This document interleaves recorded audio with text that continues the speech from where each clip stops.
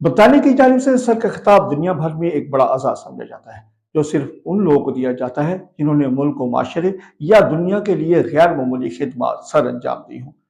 اب تک بڑے بڑے نامور شخصیات یہ اعزاز اپنے نام کر کے بڑا ہی فخر محسوس کرتے ہیں۔ برطانیہ میں یہ خطاب دینے کا طریقہ بھی خاصا دلچسپ ہے۔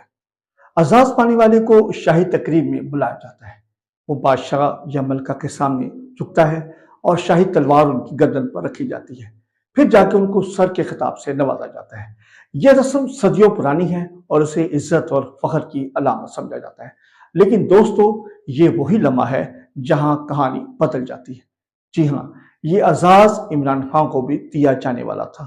1992 کا ورلڈ کپ جیتنے کے بعد برطانیہ نے یہ فیصلہ کیا کہ عمران خان کو سر کے خطاب سے نوازا جائے، مگر عمران خان نے یہ کہہ کر یہ اعزاز دینے سے انکار کر دیا کہ میرا سر خدا کے سوا کسی کے آگے نہیں جھک سکتا۔ فیصلہ صرف ایک انکار نہیں بلکہ ایک نظریہ تھا۔ عمران خان نے دنیاوی اعزاز سے زیادہ اپنی خودداری، ایمان اور اصولوں کی اہمیت دی تھی۔ ان کے مطابق اصل عزت وہ ہے جو قوم اور خدا کے سامنے سر کو اونچا رکھنے سے ملتی ہے۔ دوستو، آپ کے خیال میں عمران خان نے یہ فیصلہ کتنا درست کیا تھا؟ کیا دنیاوی عزت کو چھوڑ کر اپنی خودداری کو ترجیح دینا اصل کامیابی ہے؟ اپنی رائے کمنٹس میں ضرور دیں۔